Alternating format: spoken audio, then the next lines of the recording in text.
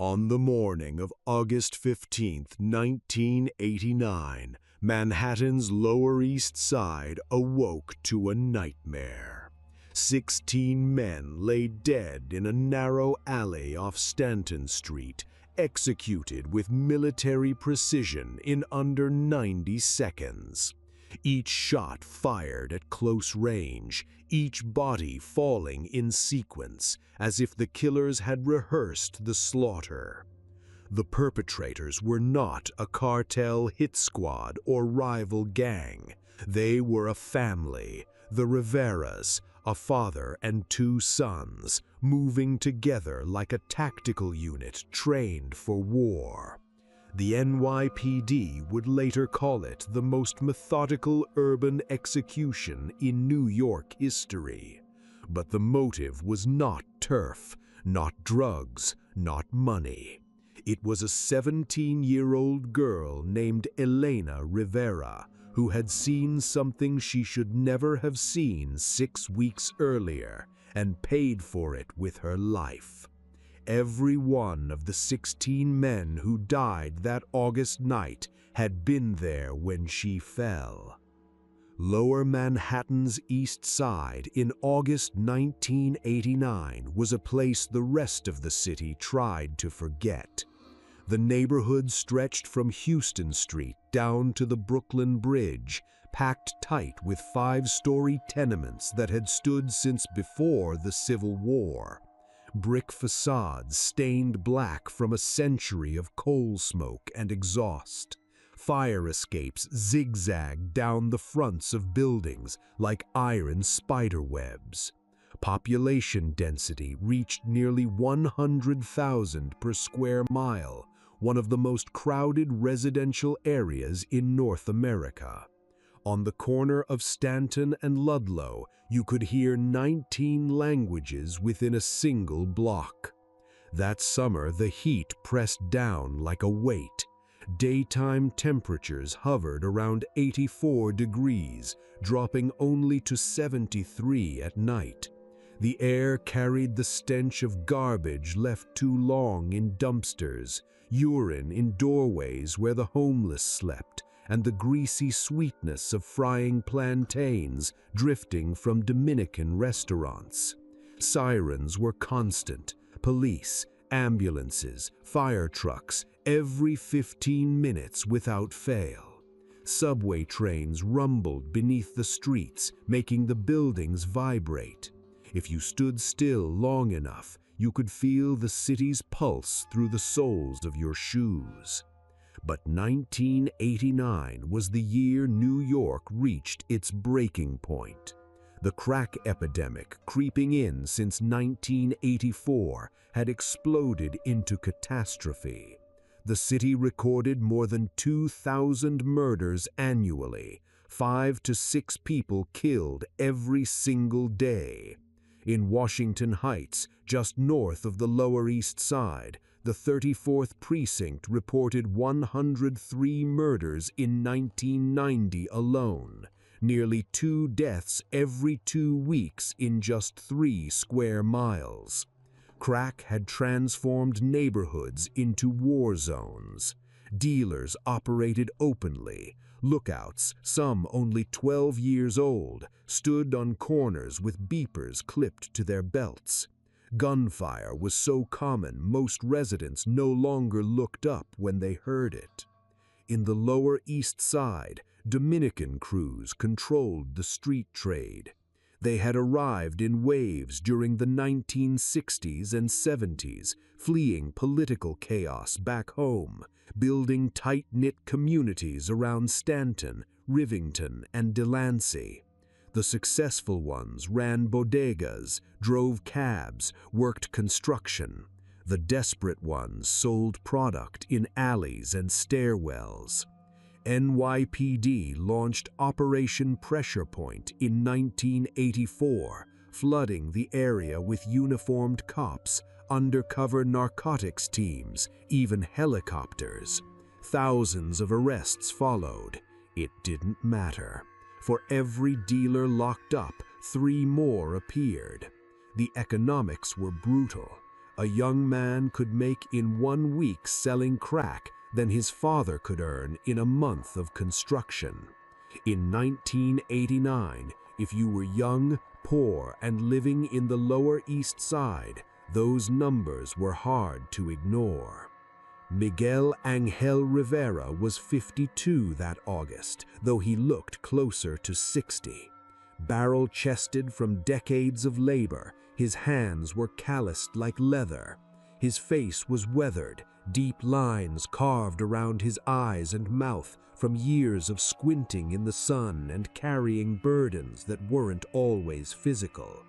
A scar ran from his left ear to his jaw, a souvenir from a circular saw accident in 1974 that required 18 stitches.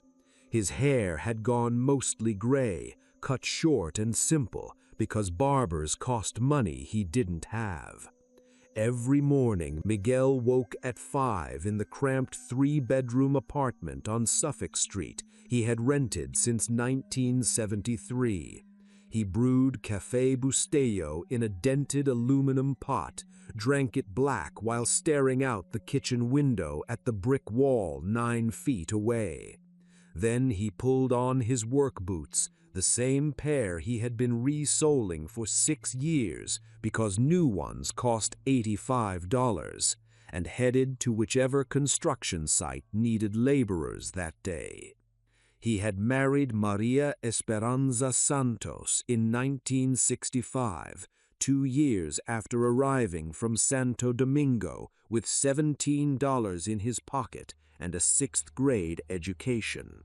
Together they raised 4 children: Carlos, 29, a Marine veteran now working as a mechanic in Queens; Tomas, 24, quiet and brilliant, studying engineering at City College while working nights in a warehouse; Elena, 17, their baby. Their princess, destined to be the first doctor in the family; and Roberto, 14, still in middle school, still innocent enough to believe basketball or grades could carry him out of the neighborhood. Miguel never measured success by American standards. He knew he would never own property, never drive a new car, never retire to Florida. What he valued was continuity, the belief that if he worked hard, kept his family together, and stayed clear of the streets, his children could live better lives than he had. Elena was proof that the idea worked. Straight A student, volunteer at St. Mary's Church, accepted to Hunter College on a partial scholarship, planning pre-med. She was going to save lives. She was going to justify every sacrifice Miguel and Maria had made.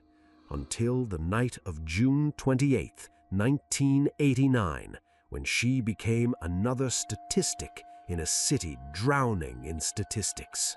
The kind of operation that happened 100 times a night across the Lower East Side. But Elena wasn't supposed to see this one. Raymond Ray Delgado looked up, saw a 17-year-old girl in a Catholic school uniform, frozen 3 feet into the alley, recognized her instantly.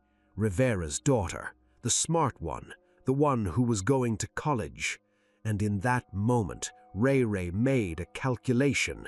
If she saw them, she could identify them. If she could identify them, she could testify. If she testified, they all went to prison. The math was simple, brutal, and final. Elena never made it home that night. Her body was found at 6:30 a.m. on June 29th by a sanitation worker slumped against a dumpster in the same alley. Official cause of death? Overdose. Crack cocaine mixed with heroin, enough to stop her heart in under 2 minutes. The medical examiner noted bruising on her arms consistent with being forcibly held, abrasions around her mouth suggesting something had been forced into her throat, but the official report listed it as accidental overdose. User, case closed in 48 hours. Just another teenager who had made bad choices in a neighborhood full of bad choices. Miguel identified his daughter's body at the morgue on June 30th. The detective handling the case, Patterson, an overworked 30-year veteran from the 7th Precinct, had been sympathetic but clear. "I'm sorry for your loss, Mr. Rivera, but there's no evidence of foul play. Sometimes good kids make one bad decision. That's all it takes with this stuff." Miguel had stood there, staring at his daughter's face, waxy and wrong under fluorescent lights, and said nothing. He knew Elena had never touched drugs, knew she had been terrified even of cigarettes, knew with absolute certainty that whatever had happened in that alley, his daughter hadn't chosen it. He walked out of the morgue at 2:17 p.m. that afternoon, stood on the corner of First Avenue and East 30th Street, and felt something fundamental break inside his chest. Not grief yet, that would come later. Not rage, that would build slowly. What broke was his faith in the system, his belief that hard work and playing by the rules meant protection, his certainty that in America, even immigrants had recourse to justice. The police weren't going to help. The system had already moved on. That left only one question: what was he going to do about it? What Miguel Rivera didn't know as he stood on that corner was that his decision, made in the space between one heartbeat and the next, would set in motion a chain of events that would leave 16 men dead in the same alley where his daughter died, 3 members of his own family sentenced to life in prison, and a question that would haunt the Lower East Side for decades. When the system fails you completely, is taking justice into your own hands still murder, or is it something else entirely? The week after Elena's funeral, Miguel went back to work. What else could he do? The rent was still due. Maria needed money for groceries. Roberto needed school supplies. Life demanded you keep moving even when everything inside you had stopped. He arrived at the construction site on West 23rd Street at 6:30 a.m., put on his hard hat, and spent 10 hours mixing concrete, hauling rebar, doing the kind of back-breaking labor that left his shoulders aching and his hands raw. His co-workers knew something was wrong. Miguel had always been quiet, but now he was silent, hollow. He ate his lunch alone, sitting on stacks of cinder blocks, staring at nothing. At 5 o'clock he clocked out, took the train back downtown, and walked home with his boots heavy on the pavement. The apartment felt different now, too quiet without Elena's voice. Her room remained exactly as she had left it, bed made with hospital corners, textbooks stacked on her desk, a poster of the human circulatory system taped to the wall because she was studying to be a doctor. Maria couldn't bring herself to touch anything. Some nights Miguel stood in the doorway of that empty room and felt rage building in his chest like water behind a dam. The police weren't investigating. Detective Patterson had called once, 2 days after the funeral, to say the case was officially closed. "I'm sorry, Mr. Rivera. No evidence of homicide. The toxicology was clear. Overdose. These things happen in this neighborhood. I wish I could tell you different." Miguel hung up without saying a word. For 3 weeks he existed in a fog, working, coming home, sitting at the kitchen table while Maria cooked dinner, neither of them eating much. Carlos called from Queens every few days to check in, his voice tight with anger he didn't know how to express. Tomas came by on Sundays, sitting silently with his father, both of them understanding that some grief was too heavy for conversation. But on the evening of July 18th, something changed. Miguel was walking home from the subway station, same route as always, when he noticed the envelope. Someone had slipped it under the security gate of his apartment building's front door. Plain manila envelope, no postage, no return address, just his name written in block letters with black marker, Miguel Rivera. He took it upstairs, sat at the kitchen table under the buzzing fluorescent light, and opened it. Inside was a single sheet of lined notebook paper, handwritten in blue ink, cramped and urgent. "These 16 killed your daughter. Police won't touch them. Corner of Stanton and Ludlow every night after 10 p.m. Do what you must." Below that, 16 names. Some he recognized from the neighborhood. Raymond Ray Delgado at the top, Victor Torres, Jorge Santana, names of young men he had seen on street corners, in bodegas, walking past his building.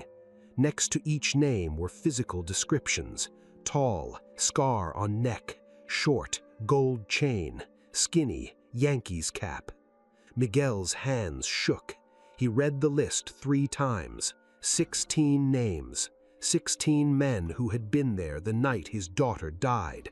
16 men who had watched her being eliminated and done nothing, or worse, helped. He folded the paper carefully, put it back in the envelope, and sat in the kitchen as the light outside faded from gray to black. Maria was visiting her sister in the Bronx. Roberto was at a friend's house. Miguel was alone with a list of names and a decision already forming in the back of his mind, like a storm gathering on the horizon. That Sunday afternoon, Carlos came over with Tomas. They sat in the living room, Miguel in his worn armchair, his sons on the sagging couch. The television was off. The only sound was traffic from the street below and the distant wail of a car alarm. Miguel showed them the envelope. Carlos read the list twice, his jaw tightening with each name. He had served 4 years in the Marines, trained in marksmanship and small unit tactics. He set the paper down on the coffee table with deliberate care. "These are the ones." His voice was flat, controlled. "That's what it says," Miguel replied.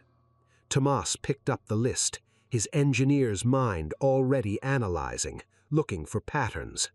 "How do we know this is real? Could be someone trying to set us up, or just random names." Miguel had thought about that. Only one way to find out.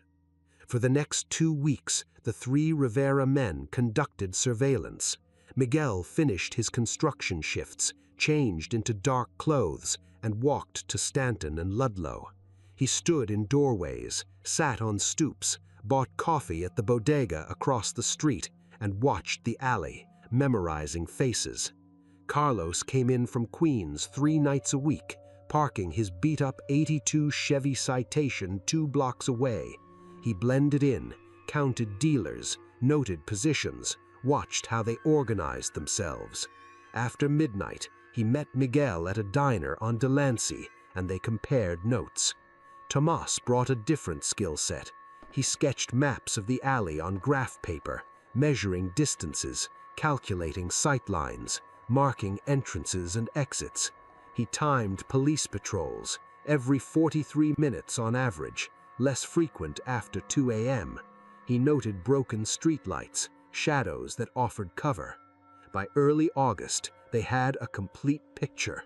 The crew operated like clockwork, 16 men total, rotating shifts, but all present on Tuesday and Thursday nights when shipments came in and money was counted. The alley provided perfect cover, narrow, only 2 ways in or out, brick walls that deadened sound.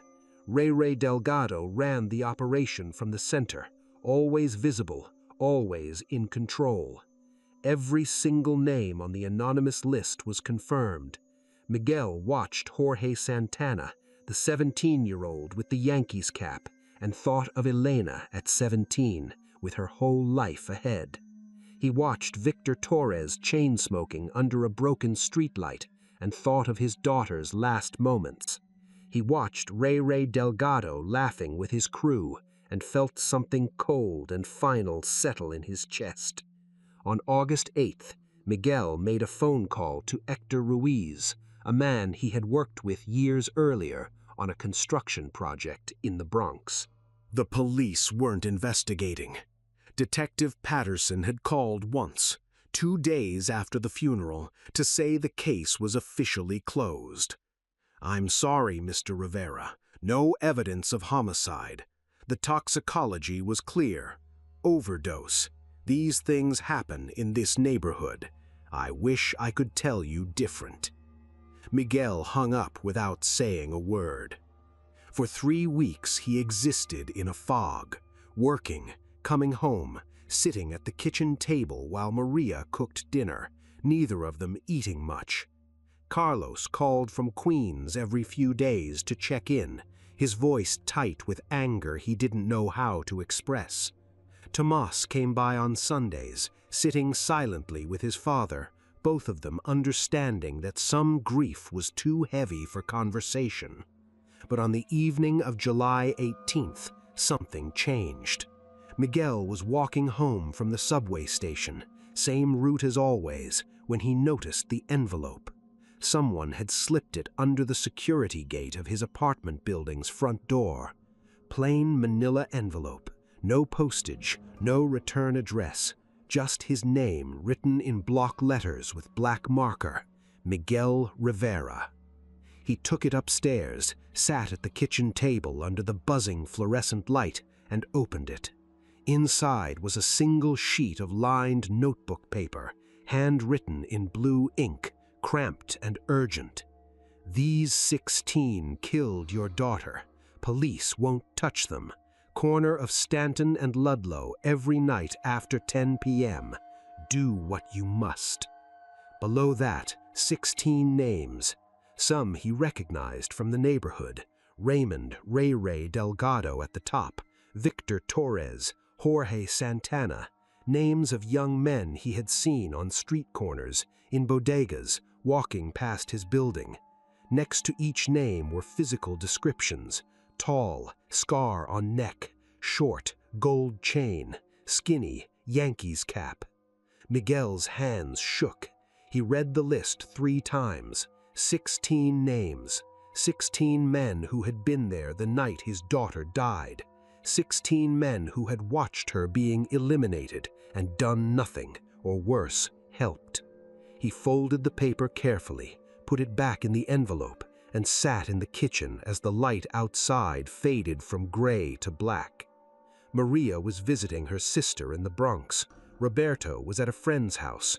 Miguel was alone with a list of names and a decision already forming in the back of his mind, like a storm gathering on the horizon. That Sunday afternoon, Carlos came over with Tomas. They sat in the living room, Miguel in his worn armchair, his sons on the sagging couch. The television was off. The only sound was traffic from the street below and the distant wail of a car alarm. Miguel showed them the envelope. Carlos read the list twice, his jaw tightening with each name. He had served 4 years in the Marines, trained in marksmanship and small unit tactics.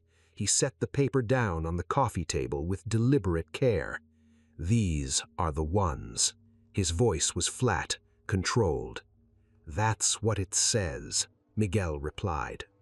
Tomas picked up the list, his engineer's mind already analyzing, looking for patterns. "How do we know this is real?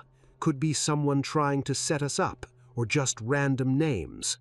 Miguel had thought about that. Only one way to find out. For the next 2 weeks, the 3 Rivera men conducted surveillance. Miguel finished his construction shifts, changed into dark clothes, and walked to Stanton and Ludlow. He stood in doorways, sat on stoops, bought coffee at the bodega across the street, and watched the alley, memorizing faces. Carlos came in from Queens 3 nights a week, parking his beat-up '82 Chevy Citation 2 blocks away. He blended in, counted dealers, noted positions, watched how they organized themselves. After midnight, He met Miguel at a diner on Delancey, and they compared notes. Tomas brought a different skill set. He sketched maps of the alley on graph paper, measuring distances, calculating sight lines, marking entrances and exits. He timed police patrols, every 43 minutes on average, less frequent after 2 a.m. He noted broken streetlights, shadows that offered cover. By early August, they had a complete picture. The crew operated like clockwork, 16 men total, rotating shifts, but all present on Tuesday and Thursday nights when shipments came in and money was counted. The alley provided perfect cover, narrow, only 2 ways in or out, brick walls that deadened sound. Ray Delgado ran the operation from the center, always visible, always in control. Every single name on the anonymous list was confirmed. Miguel watched Jorge Santana, the 17-year-old with the Yankees cap, and thought of Elena at 17, with her whole life ahead. He watched Victor Torres chain-smoking under a broken streetlight and thought of his daughter's last moments. He watched Ray Delgado laughing with his crew and felt something cold and final settle in his chest. On August 8th, Miguel made a phone call to Hector Ruiz, a man he had worked with years earlier on a construction project in the Bronx. He sat on the edge of the bed and took her hand. Her skin was rough from decades of cleaning houses, washing dishes, working so their children could have better lives. She squeezed his fingers hard. "Come back to me," she said. Not a request, a command. Miguel kissed her hand. "I'll try."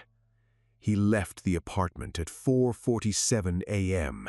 Carlos was waiting in his Chevy at the corner, engine running, headlights off. Tomas sat in the back seat, gym bag at his feet, containing the weapons they had bought, practiced with, prepared for this exact moment. Miguel climbed into the passenger seat. Carlos pulled away from the curb, driving slowly through streets that were almost empty. The city caught in that strange hour between night people going home and day people waking up. A sanitation truck rumbled past on Houston Street. A baker unlocked the security gate at a panaderia on Avenue B. Life going on, ordinary and innocent, while 3 men drove towards something irreversible. At that same moment, while the Rivera men drove through the pre-dawn darkness, Raymond Delgado was finishing his count in the alley off Stanton Street. $16,300 for the night's work, divided among 16 men who had no idea that someone had decided their time was running out. The Riveras parked on Suffolk Street, 2 blocks from the target, and sat in silence for 90 seconds. This was the last moment they could turn around, drive home. Except that justice wasn't always possible. Except that sometimes the bad guys win and there's nothing you can do about it. But Miguel opened his car door at exactly 5:44 a.m., reached back for the gym bag, and stepped onto the sidewalk. Carlos and Tomas followed without a word. They walked towards Stanton Street with weapons hidden under their jackets. 3 men who had been fathers and sons and workers, ordinary men shaped by an ordinary immigrant life, now transformed into something else entirely. The kind of men who walk into alleys with loaded guns and lists of names written in blue ink on notebook paper. At 5:47 a.m. on Tuesday, August 14th, 1989, Miguel Rivera turned the corner onto Stanton Street and saw the alley entrance 30 yards ahead. Shadows moved inside, low murmurs of conversation, occasional laughter, cigarette smoke drifting into the humid air, mixing with the sour-sweet stench of garbage baking in summer heat. He thought about Elena one last time. Then he stopped thinking altogether and let his hands do what they had been trained to do. He was counting money, stacks of bills spread across the top of a dumpster, when he looked up and saw Miguel walking toward him with a gun. Confusion flickered across his face, then recognition, then something close to fear. "Yo, old man," Ray said, his voice losing confidence with each word. "You lost or something?" Miguel didn't answer. He kept walking. 20 feet away, 15. The other dealers began to notice. Conversations stopped. Bodies tensed, hands moved toward waistbands where weapons were tucked. But they were too slow, too comfortable, too used to being predators instead of prey. Ray's eyes widened.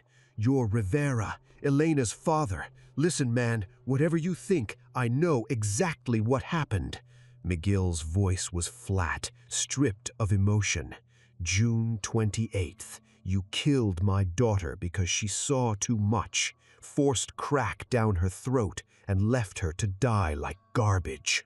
Ray raised his hands, backing up. Look, it was an accident. We didn't mean." "You meant it every second of it." Miguel raised the .38 special and fired. The shot echoed between brick walls like a thunderclap. Ray Delgado, 31 years old, father of 2, leader of a street crew, the man who decided Elena Rivera was expendable, fell backward over the dumpster and didn't move again. For one frozen heartbeat, nobody reacted, just the echo fading, the smell of cordite sharp in the humid air. Then everything exploded into chaos. 5:48 a.m., Carlos opened fire with the shotgun from the Ludlow entrance. The sound was enormous in the confined space, a physical pressure that made Miguel's ears ring. Victor Torres, 24, went down immediately. One moment standing, the next crumpling against the brick wall. No screaming, no dramatic final words, just there, then gone. The dealers scrambled. Some ran, some froze. The alley became a maze of shadows, muzzle flashes, and the deafening crack of gunfire bouncing off walls that had stood since 1890 and were now witnesses to a massacre. Miguel tracked movement with cold precision, the way Carlos had taught him at the salvage yard. Marcus Reyes, 19, the one with the Yankees cap, was pulling a pistol from his waistband. Miguel fired twice. Marcus fell. Tomas fired with the rhythm of an engineer solving a problem. Aim, breathe, squeeze. 3 dealers went down in 5 seconds. His face pale behind his glasses, but his hands steady. At that exact moment, 3 blocks away on Houston Street, a taxi driver named Mohammed Patel was starting his shift, adjusting his rearview mirror, turning on his meter, thinking about his daughter's upcoming wedding. The radio played soft jazz, the city waking up, peaceful, ordinary. He had no idea that in an alley he had driven past 1,000 times, 16 men were being eliminated in a symphony of gunfire and desperation. 5:48:22 a.m., Jorge Santana, 17, the youngest dealer in Ray's crew, took a bullet in the throat. He went down clutching his neck, eyes wide with shock, terror, and the sudden understanding that he was going to die. 31 seconds of agony, trying to call for his mother, trying to breathe through blood filling his airway, trying to understand why. Miguel stood 6 feet away and watched him die, feeling nothing but grim satisfaction at crossing another name off the list. A dealer Miguel didn't recognize, not on the list, wrong place at the worst possible time, tried to run past Carlos toward the Ludlow exit. The shotgun roared once, The man fell. "Check the list," Miguel shouted over the gunfire. "Only the 16. But it was too late. Chaos had its own momentum now. The alley had become a killing box. No clear lines between guilty and innocent, between planned execution and blind slaughter. 5:48:41 a.m. Flaco Mendez, 19, took a round in the stomach from Tomas's 38. He went down screaming, clutching his midsection, blood spreading across his white t-shirt. He tried to crawl toward the street, leaving a smeared trail behind him. His screams faded to wet gasps, then silence. Miguel walked past him, firing at the next target. Antonio Vega, 26, lunged with a knife after his gun jammed. Miguel fired point blank. Antonio fell sideways into a pile of garbage bags that split open under his weight, spilling trash across the alley. Somewhere, a dog barked, sharp and insistent, a reminder that the world beyond this alley still existed. 5:48:53 a.m. Carlos reloaded the shotgun with practiced speed. Luis Fernandez, 22, raised his weapon. Carlos finished reloading first. Luis didn't. Miguel's 38 clicked empty. He pulled the second revolver from his jacket, the weight familiar now, his hands automatic while his mind drifted elsewhere. He thought about the construction site where he should be in 2 hours, thought about the foreman who would wonder why Miguel Rivera hadn't shown up for the first time in 28 years, thought about how simple life had been just 7 weeks ago. 3 dealers were still alive, pinned against the far wall near the Essex Street exit.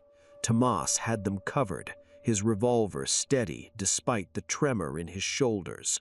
One of them, Pablo Ruiz, 23, raised his hands. "Please, man, I got a kid, 2 years old. Please don't." Miguel walked toward him, saw Pablo's face clearly for the first time, young, terrified, human. Saw hands that probably changed diapers, pushed a stroller through Tompkins Square Park. "You were there, June 28th. You watched them eliminate my daughter." "I didn't. I wasn't," Pablo sobbed. "I tried to stop them. I swear. I said we should just let her go." "But you didn't stop them, did you?" "Not a question. A fact." "I'm sorry. Jesus Christ, I'm sorry."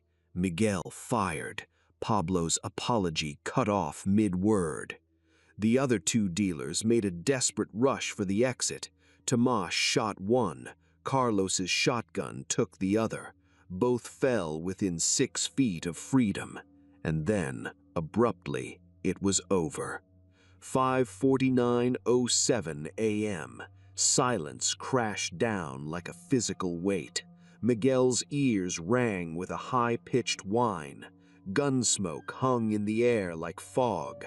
16 bodies lay scattered across the alley, slumped against walls, sprawled across pavement, twisted in the final frozen moments of violent death.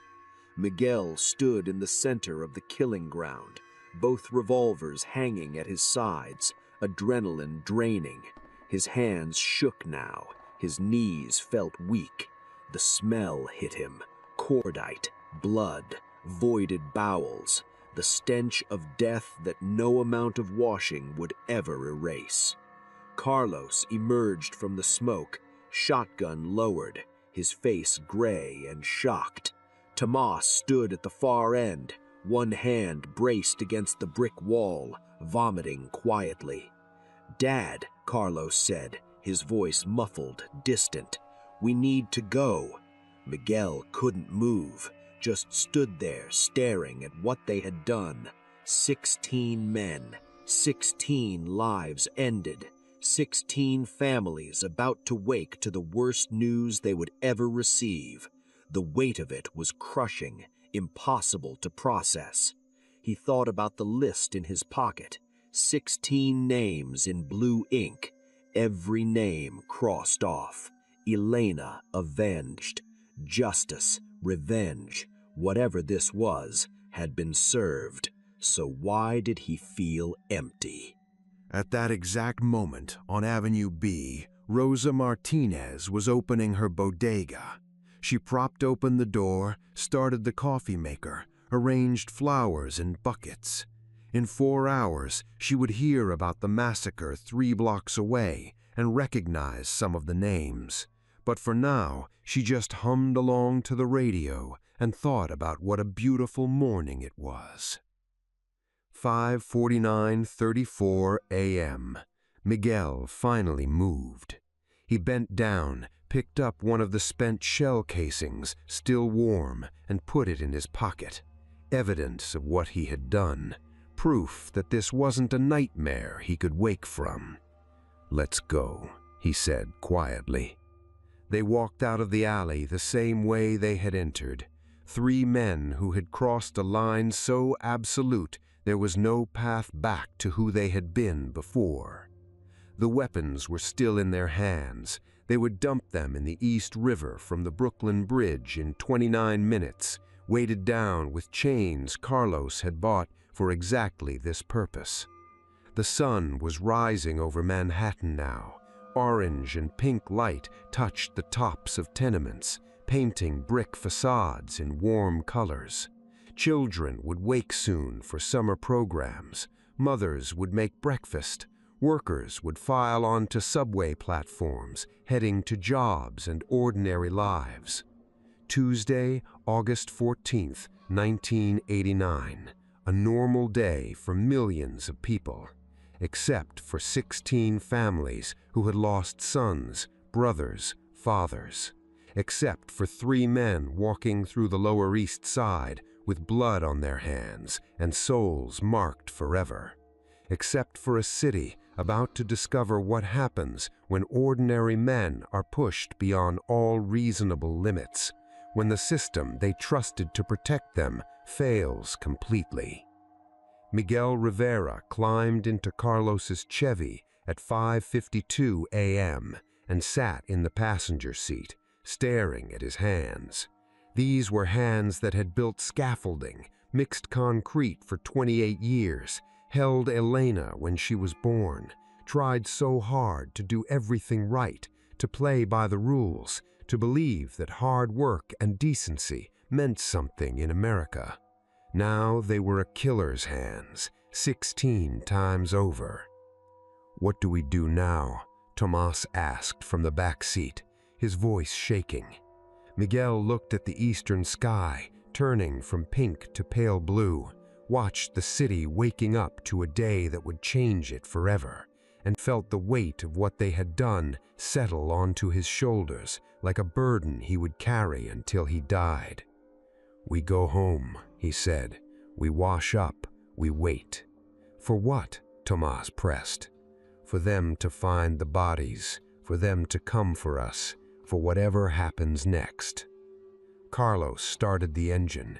They drove through empty streets, past shuttered storefronts and sleeping buildings. 3 men who had become something they never imagined becoming. 3 men who had taken justice into their own hands and discovered that justice and revenge, when mixed with grief and rage, create something dark, irreversible, and utterly final. 7 hours later, a sanitation worker named James O'Brien would stumble onto the scene. 8 hours later, the NYPD would seal off 6 blocks of the Lower East Side. 9 hours later, news helicopters would circle overhead, broadcasting images that would define New York's violence for a generation. But the blood had already been shed.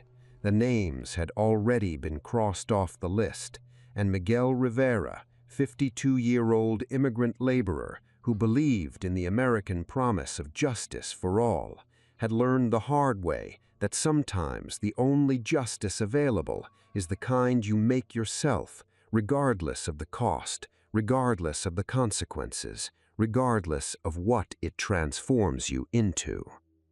The massacre was over, but the reckoning was just beginning. At 6:23 a.m., James Patrick O'Brien, 51 years old, homeless for 7 years after a construction accident and addiction had cost him everything, cut through the alley between Ludlow and Essex. He knew every back alley in the Lower East Side better than most people knew their own apartments. He was heading for the dumpster behind a bodega on Delancey, where they threw out day-old bread. The smell hit him first, metallic, wrong, cutting through the usual stench of garbage and urine. Then he saw the first body. Jorge Santana lay 5 feet from the entrance, one hand still clutching his throat, eyes clouded and open, his Yankees cap lying in a pool of dried blood. Jimmy stood frozen for 5 full seconds, his brain refusing to process what he was seeing. Then he looked deeper into the alley and saw the others. Bodies everywhere, sprawled across pavement, slumped against brick walls, twisted in positions no living person could hold. He started screaming. Mrs. Chen, 73, who had lived in her third-floor apartment since 1954, heard him and looked out her window. She saw Jimmy running toward Delancey Street, still screaming, saw him grab a young man in a business suit heading to the subway. "Call the cops. Bodies. Dead bodies. 16 of them." The call came in to the 7th Precinct at 6:31 a.m.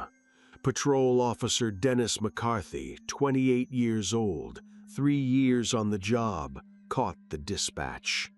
Possible multiple homicides, Stanton Street. He'd heard that phrase before. It usually meant 1 dead, maybe 2. Gang dispute, drug deal gone wrong. The normal violence that made the Lower East Side a war zone. He pulled up at 6:37 a.m., expecting the usual.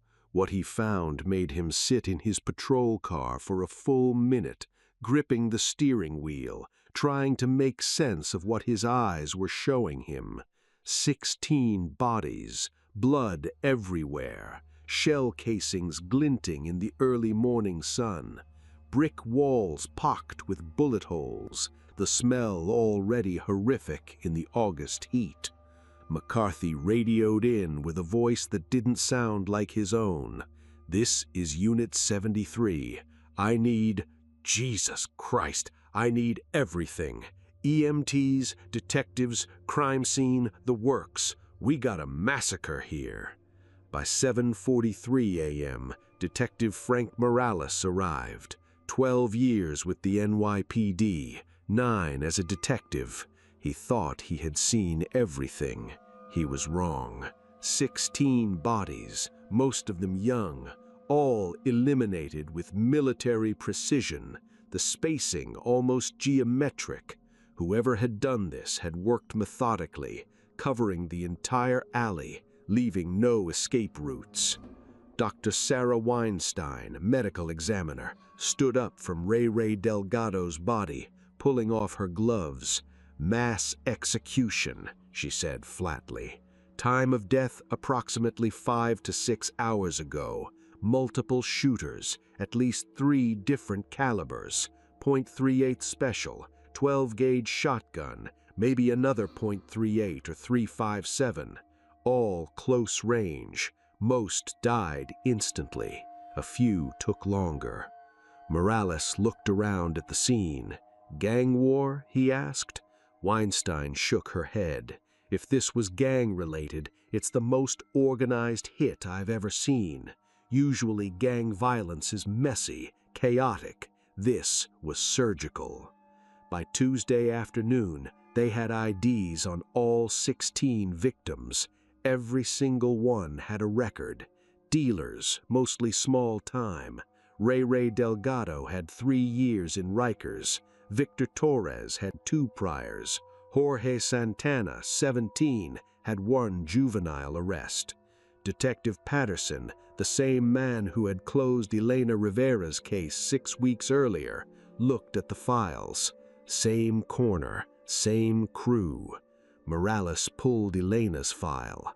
Overdose victim, June 29th. Daughter of Miguel Rivera, construction worker. Case closed. Insufficient evidence.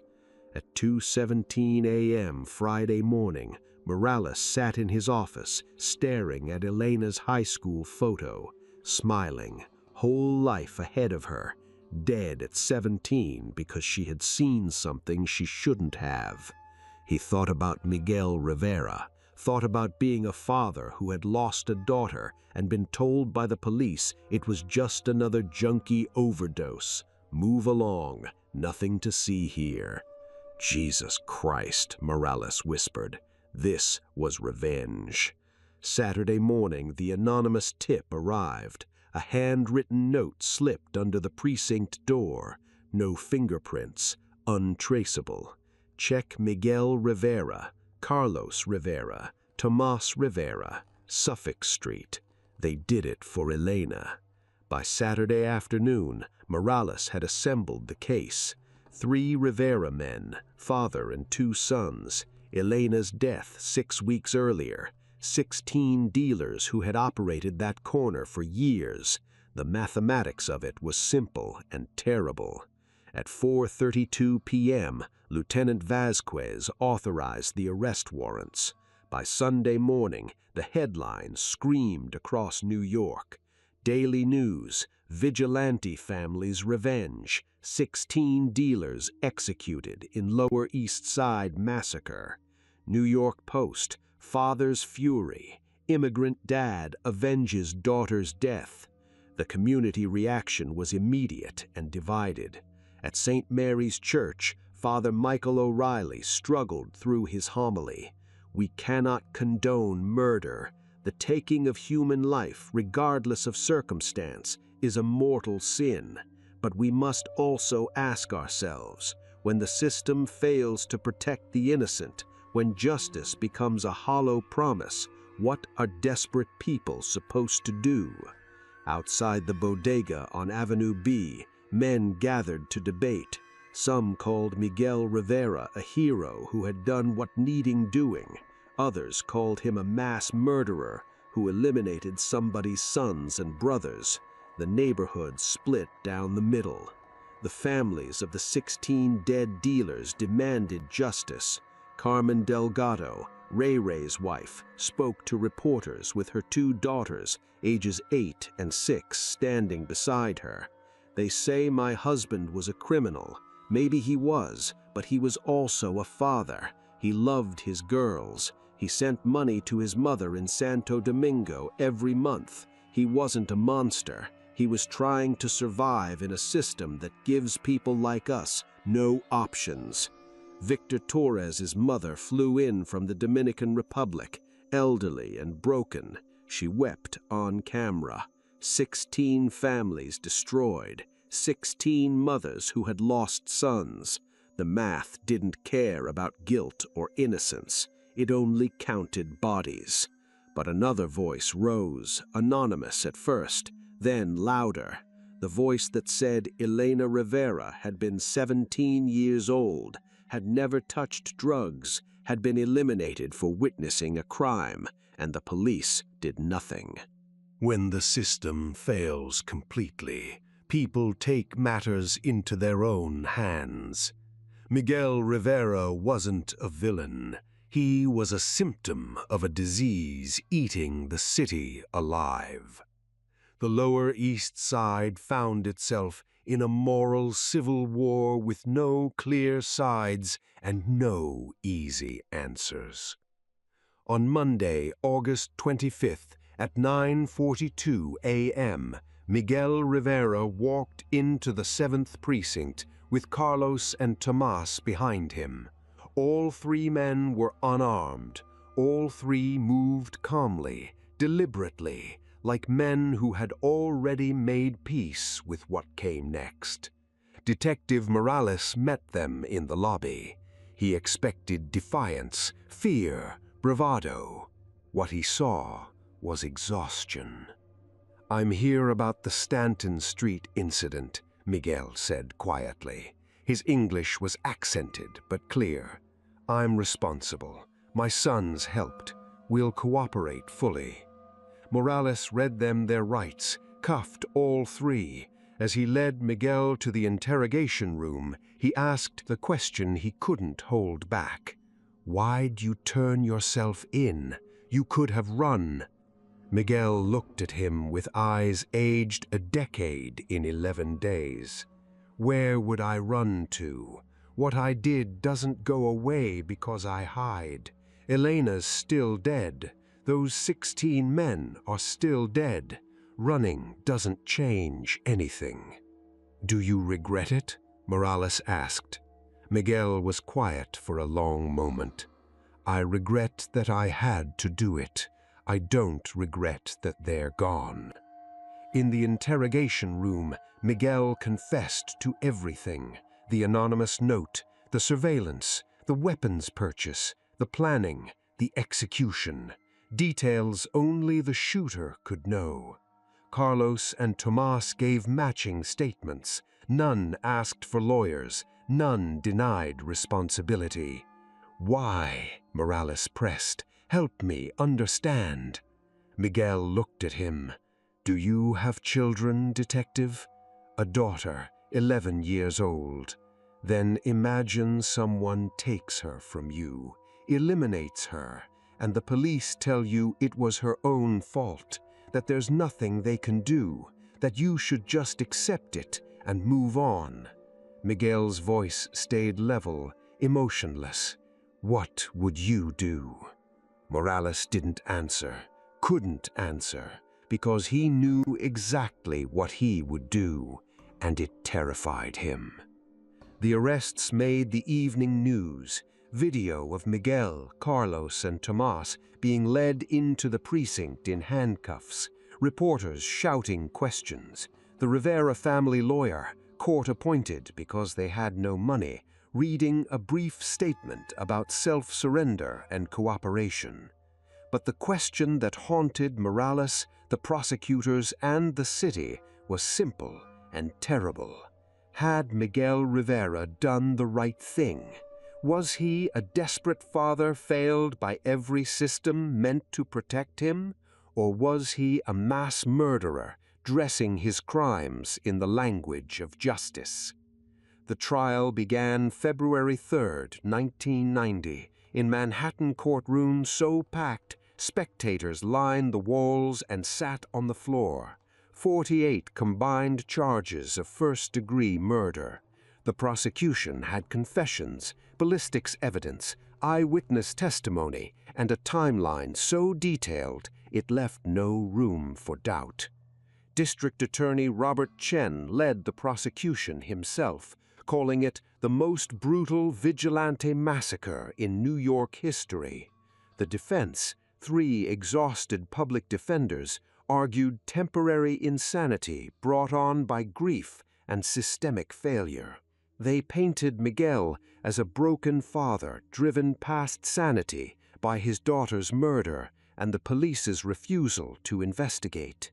They showed Elena's autopsy photos, played Patterson's recording closing the case in 48 hours, called psychiatrists to testify about acute traumatic stress. The prosecution dismantled it in 2 hours. Temporary insanity doesn't involve 2 weeks of surveillance, doesn't involve purchasing weapons on the black market, doesn't involve mapping sight lines and calculating police patrol schedules. This wasn't madness. This was premeditated mass execution, dressed up in the language of justice. The jury, 12 New Yorkers who understood urban violence but hadn't lived the Rivera family's specific nightmare, deliberated for 4 days. The city held its breath. Guilty. All charges. All 3 defendants. Sentencing came March 23, 1990. Miguel Rivera, 3 consecutive life sentences without parole. Carlos Rivera, 2 consecutive life sentences without parole. Tomas Rivera, 25 years to life, parole possible after the minimum. When Judge Patricia Hernandez read the sentences, Miguel showed no emotion, no tears, no shock, just a slight nod, as if he had known from the moment he pulled that first trigger in the alley that this was exactly where he would end up. His only words were quiet. "I sleep better than I have in months. Elena can rest now." His only request was permission to attend Roberto's high school graduation in June. This request was denied. Miguel was transferred to Attica Correctional Facility in April 1990. For 13 years, he was a model prisoner, worked in the library, taught literacy classes, never sought trouble. Guards said he was one of the most peaceful men in a facility built to contain violence. On October 17, 2003, at 66 years old, Miguel was killed in a prison yard fight. He stepped in to protect a younger inmate from being beaten by members of the Latin Kings. Witnesses said Miguel could have walked away. He chose to intervene. He took 4 stab wounds to the chest and abdomen, died in the infirmary at 4:23 p.m. The chaplain reported his last words, "Tell Maria I tried to come home." Whether he meant home to her or home to Elena, nobody knows. He was buried at St. Raymond's Cemetery in the Bronx next to his daughter with a simple headstone, Miguel Ángel Rivera, 1937-2003, beloved father. No mention of the massacre. Maria never remarried. She visited Miguel every Sunday for 13 years, taking the bus to Attica 6 hours each way until the day she received the call that he was dead. She herself died of a massive heart attack in June 1994, age 49, while cleaning houses in the Upper East Side. She was buried next to Miguel and Elena. Carlos Rivera remains incarcerated at Clinton Correctional Facility in Dannemora. He is 65 years old now. Parole denied in 2000, 2007, 2014, and 2021. In a 2019 interview with a documentary filmmaker, Carlos said only, "I'd do it again. Every single one of them deserved what they got." No remorse, no regret, just cold certainty. His next parole hearing is scheduled for 2028. Thomas Rivera walked out of prison on parole in September 2014, 49 years old, a middle-aged man who had entered as a 24-year-old engineering student with his whole life ahead of him. He changed his name legally, won't say to what, and lives somewhere in New Jersey. He works as a structural engineer for a company that builds courthouses, of all things. He married a woman he met through a prison pen pal program. They have 2 children who don't know what their father did, though someday they will. In rare interviews given under anonymity, Thomas speaks carefully. "I was 24. I'm 60 now. I've had 36 years to think about that morning. I still see their faces, still hear the sounds, still smell the gun smoke. Some nights I wake up and my hands are shaking like they were that day. I don't know if what we did was right or wrong.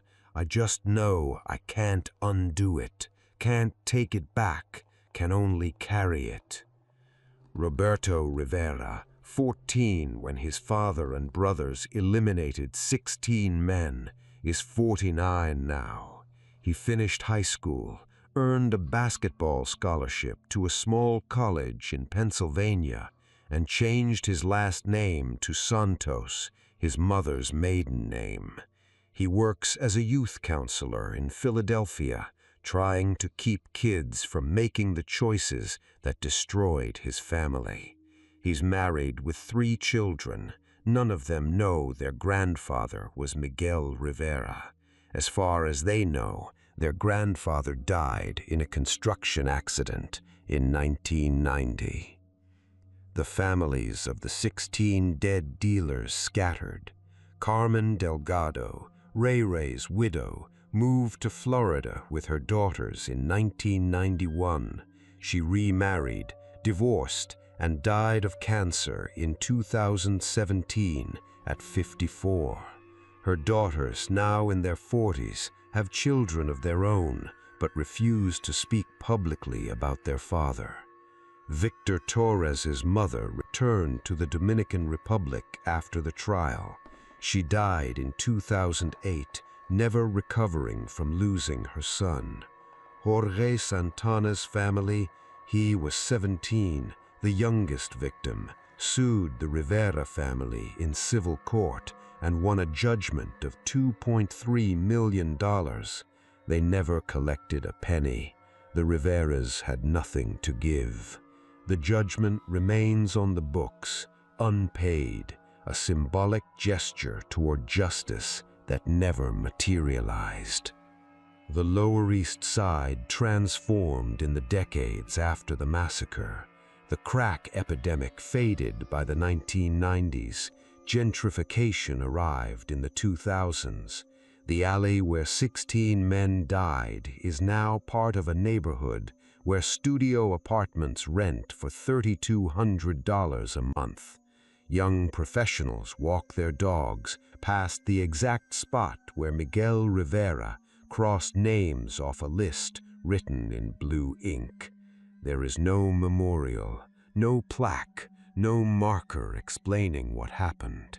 The city moved on, the way cities always do, covering scars with layers of new construction until the past becomes invisible.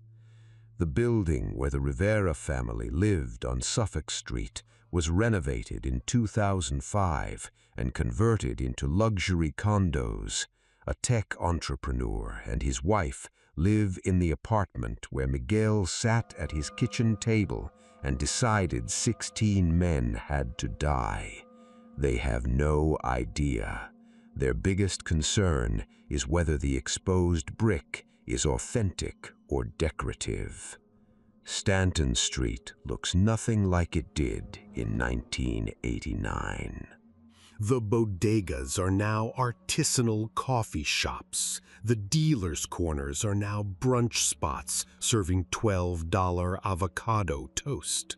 Fire escapes that witnessed a massacre are now considered charming architectural details.